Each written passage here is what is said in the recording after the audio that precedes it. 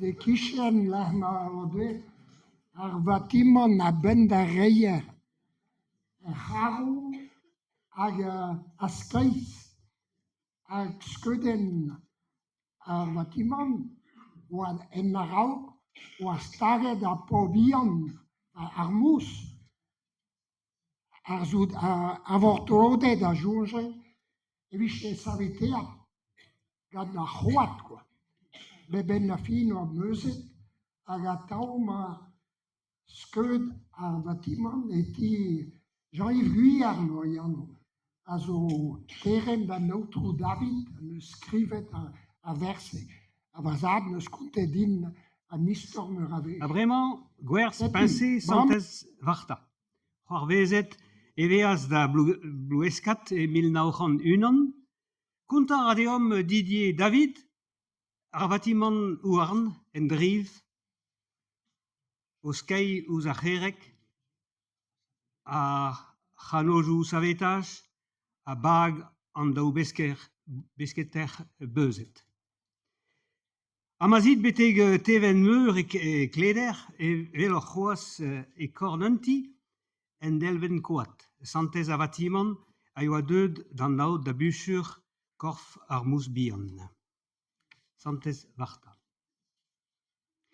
Doué ol buissant, mestran douar hag ar mo, me a zeud o pedi da reidim mesikour, ma c'hellin diskleria en darvout c'hoar vezet, var gostez ploueskat roc'h ar skeiz eo anvet.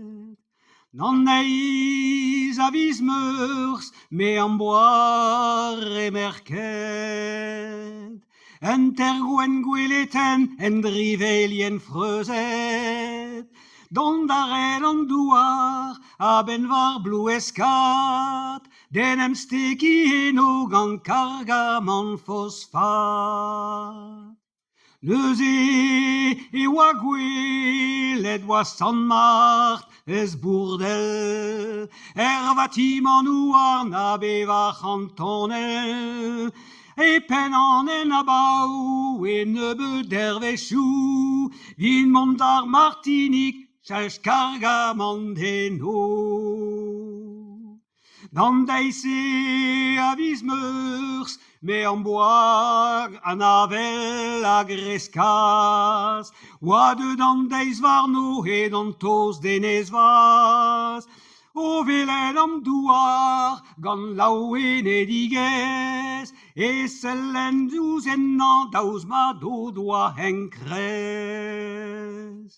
C'est o stadra ar vatimon, diouz an douar bras, kanojou savetaj, rosko hag enez vaz, boursioù diouz a bel, met ninket vin tostad, gant fullorez ar mor, gant an o luskellat.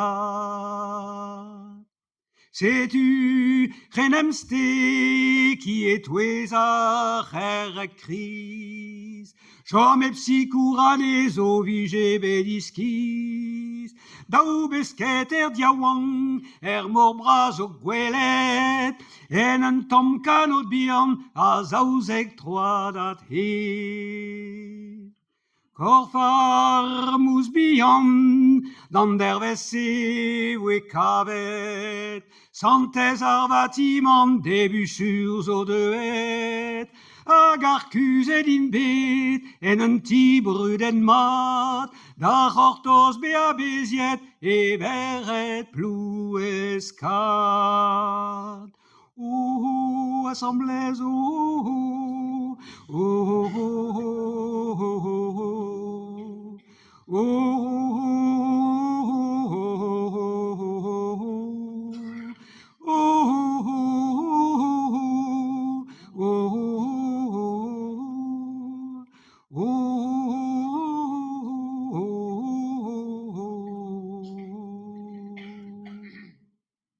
Triares.